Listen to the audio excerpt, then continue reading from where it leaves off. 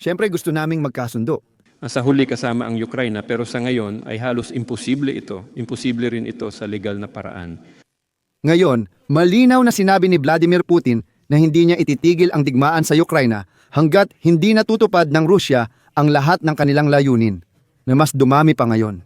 Sinabi ni Putin na imposible pa ngayon magkaroon ng legal na kasunduang pangkapayapaan dahil hindi ito kikilalanin sa internasyonal na antas. Kaya handa siyang ipagpatuloy ang digmaan. Sa kanyang talumpati ngayong araw sa Bishkek, sinabi ni Putin na ititigil lamang ng Rusya ang mga labanan sa Ukraine kung aalis ang hukbong Ukrainyano sa mga teritoryong kanilang hawak. Ibig sabihin, aalis sila ng tuluyan mula sa 4 na rehiyon ng Ukraine na ilegal na idineklara ng Rusya na kanila raw. At pagkatapos nito, sinabi pa ni Putin na para magkaroon ng kasunduang pangkapayapaan, kailangan ding magsagawa ng mga referendum ang Ukraine sa lahat ng sinakop na teritoryo. At pagkatapos lang noon, pwedeng pag-usapan ang pagtatapos ng digmaan. Alam nyo, sa gitna ng digmaan, imposible ang referendum. Halatang minamanipula lang ni Putin. Dagdag pa rito, sumabay si Putin sa propaganda ng Russia na nagsasabing handa silang lumaban hanggang sa huling Ukrainian. Sinisi rin niya ang Europa sa digmaan na ayon sa kanya, nagnanakaw ng pera gamit ang digmaang ito. Nagbanta rin si Putin sa kanluran ng mga magiging epekto kung kukumpiskahin ng Europa ang mga nakapirming ari-arian ng Russia. Sa huli, mapanuyang sinabi ni Putin na sang-ayon siyang gawing batayan ng kapayapaan ang planong pangkaapayapaan ni Donald Trump.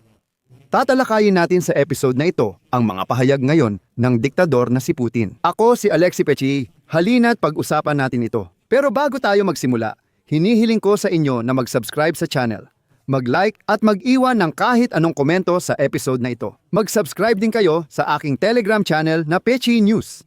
Ang link ay nasa video description. Kung nais ninyong suportahan ang YouTube channel na ito, pwede kayong mag-donate gamit ang mga link at detalye sa video description. Nagpapasalamat ako sa anumang suporta ninyo. Ngayon, halos tumanggi si Putin na itigil ang digmaan. Ngayon, gusto kong malaman, hanggang kailan pa kaya titiisin ni Donald Trump ang mga pang-iinsulto ng Kremlin diktador? Sa ngayon, papunta sa Moscow ang espesyal na kinatawan niyang si Steve Witkoff para talakayin ang planong pangkapayapaan na ayon sa kanya, maaaring magdala ng kapayapaan. Tulad ni Donald Trump, iginiit ni Witkoff na gusto ni Putin ng kapayapaan ngayon higit kaysa dati. Bago pa dumating si Witkoff sa Moscow, sinabi na sa kanya na walang kapayapaan. Kahit anong plano ni na Witkoff at Dmitriev. Sa Kremlin, tinatawanan lang nila si Trump sa harap niya. Ano nangyayari? Sinabihan si Trump na ang kanilang planong pangkapayapaan ay isang napakagandang dokumento na tiyak magdadala ng kapayapaan. Basta tanggapin lang ito ng Ukraine nang walang kondisyon. Pero ngayon sa Bishkek, sinabi ni Putin na ititigil lang ng Russia ang mga labanan sa Ukraine kung aalis ang hukbong Ukrainian sa Zenit. Batay sa mga labanan,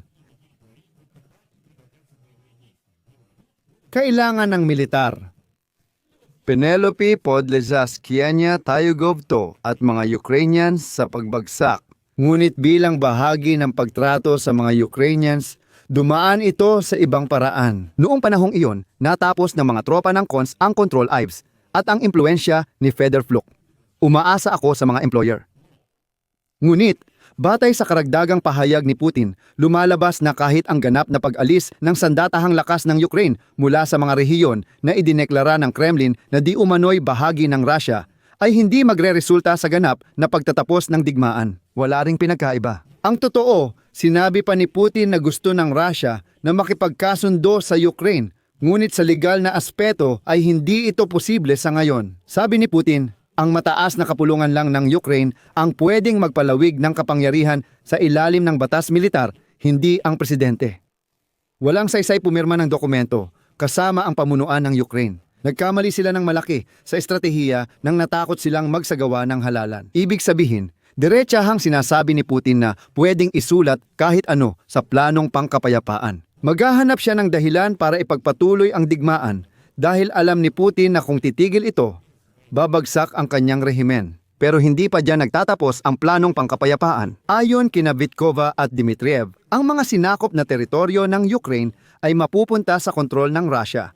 Ngunit hindi ito kikilalanin ng pandaigdigang komunidad bilang bahagi ng Russia sa legal na aspeto. At di umano, kung pumayag ang Ukraine sa buong planong pangkapayapaan, mapipigilan sana nito ang digmaan at ang mga sinakop na teritoryo ay ituturing na okupado, hindi bilang bahagi ng Russia. Uulitin ko, sinabi sa aming mga Amerikano na tanggapin ang planong pangkapayapaan nang walang kondisyon para matigil ang digmaan. Pero ngayon, sinabi ni Putin na hindi sapat sa kanya ang de facto na pagkilala.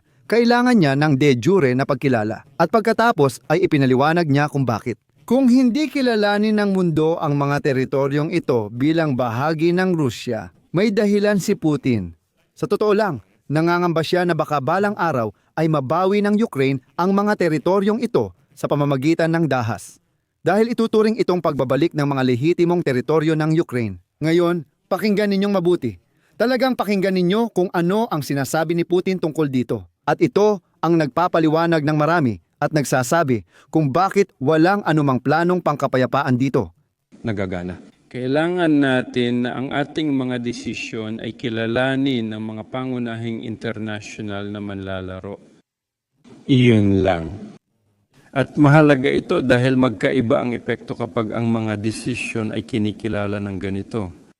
At sabihin na natin, may ilang particular na teritoryo na nasa ilalim ng soberanya ng Rusya. At kung sakaling malabag ang kasunduan, ito ay ituturing na pag-atake sa Federasyon ng Rusya kasama ang lahat ng posibleng tugon ng Rusya kaugnay nito. O ito ba ay ituturing bilang pagtatangkang bawiin ang teritoryong lehitimong pag-aari ng Ukraina? Magkaibang bagay iyon. Kaya naman siyempre kailangan natin ng pagkilala pero hindi mula sa Ukraina sa ngayon. Umasa akong magkakaroon tayo ng kasunduan sa hinaharap.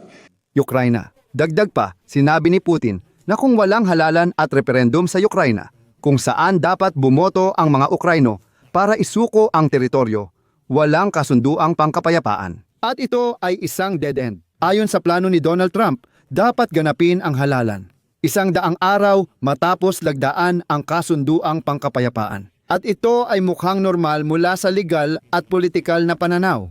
Pero sinabi rin ni Putin na hindi ito angkop para sa kanya. Sa totoo lang, habang may digmaan, walang gagawing halalan. Sinabi ni Putin na handa ang Rusya makipagdigma hanggang sa huling Ukrainyano. Sabi ng diktador ng Rusya, ang mga kanluraning gustong magpatuloy magnakaw ay siyang nagtutulak na ituloy ang labanan hanggang sa huling Ukrainyano. At tungkol sa pera, naalala rin niya si Pleshibey. Sinabi ng diktador na may kahihinat ng haharapin ang kanluran kung kukumpiskahin nila ang nakapirming ari-arian ng Rusya. Interesado akong makita ang mukha ni Donald Trump. Naniniwala si Putin, ayon sa kanya, na maaaring gawing batayan ng mga susunod na kasunduang pangkapayapaan ang resulta ng negosasyon sa Ukraine at Estados Unidos sa Geneva. CP, naiintindihan na pagkasunduan na ang 28 na puntos ay hahatiin sa 4 na bahagi. Naipasa na sa amin ang lahat ng ito. Ibig sabihin, si Putin, pasensya na, literal na tumatawa sa mukha ni Trump at sinasabi niya na, pakinggan ninyo, kalahati ng mga puntong ito ay hindi maisa sa katuparan. Kahit umalis ang sandatahang lakas ng Ukraine sa Donbas, lalaban pa rin ako. Kailangan ko ng legal na pagkilala na ang mga teritoryong ito ay Ruso.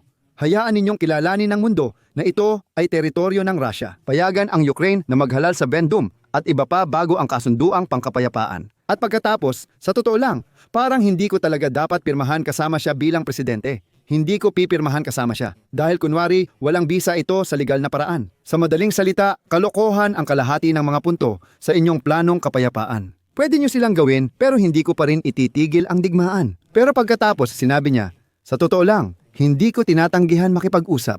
Kung gusto naman ng White House at nag-aalok sila ng planong pangkapayapaan, sang-ayon naman ako sa prinsipyo. Ibig sabihin, alam mong pangungutya lang ito kay Trump. At sa huli, ayon kay Putin, sa posibleng kasunduan, handa ang Russia na ilagay sa papel ang pangakong hindi aatake sa Europa.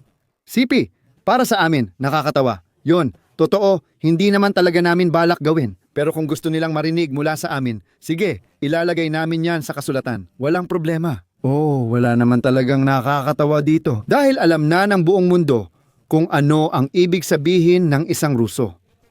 Isa itong sinungaling na nilalang na kapag bumuka ang bibig, agad na nagsisinungaling. Bago pa man ang malawakang pag-atake ng Russia sa Ukraine, ang buong pamunuan ng Kremlin at si Putin mismo ay sumisigaw gamit ang kanilang maruruming bibig na wala silang balak umatake. Nakakatawa talaga ito. Kanluran lang ang nagpapalaki ng issue, walang mangyayaring pag-atake sa Ukraine, pero sa huli, umatake rin sila. Ayan, iyan ang tunay na pagkatao ng nilalang na tinatawag na Ruso. Paalala ko rin na ang orihinal na 28 puntong plano ng Estados Unidos na ayon sa Reuters ay mula sa mga kahilingan ng Kremlin ukol sa Crimea ay nabawasan ng 1/4. Pagkatapos ng negosasyon ng Ukraine at Amerika, tinanggihan ng Kyiv ang 3 probisyon na gusto ng Moscow. Ito ay ang pagbabawas ng bilang ng sandatahang lakas ng Ukraine, pagtanggi sa pagsali sa NATO at ang ganap na pagsuko ng Donbas. Umasa si Zelensky, alam nyo, na mapag-uusapan nila ang mga sensitibong issue kay Trump pero sa ngayon, hindi pa siya iniimbitahan kumbaga sa Washington. At gaya ng alam nyo, sa ngayon wala talagang nakikitang dahilan para magbago ang isip ni Putin o umatras siya sa mga pangunahing kahilingan. Sabihin na nating totoo, dahil corrupt ang administrasyon ni Donald Trump. At mas kumpiyansa si Putin ngayon kaysa dati. Sigurado siya na kailangan lang bigyan pa ng kaunting oras si Donald Trump para idiin ang Ukraine. Para sa huli ay aminin ng Ukraine na hindi sila mananalo at kailangan nilang makipag-usap base sa mga kondisyon ni Putin. At gaya ng nakikita natin, ito mismo ang sinusubukan gawin ngayon ng grupo ni Trump. Hindi ko maintindihan kung bakit pupunta sa Moscow si Vitkov, sugo ni Trump, para makipagkita kay Putin. Para saan at ano ang balak pag-usapan? Ito ang bukas na tanong na malinaw. Bakit? Ibig sabihin, hayagang sinasabi ni Putin na walang kwenta ang plano ninyo, hindi ko gagawin ang kahit ano sa mga nakasulat dyan. Pero si Vitkov ay lumilipad pa rin para sa kung anong mga negosasyon.